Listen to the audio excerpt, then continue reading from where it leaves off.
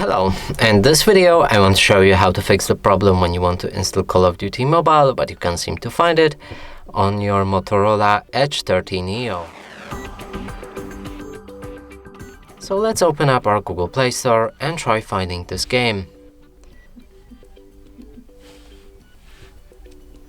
As you can see, there's a problem and we can't find it right here. To fix this, go back, click on your profile picture, navigate to the settings, reveal family, parental controls. Right here you can either disable parental controls entirely or go for apps and games.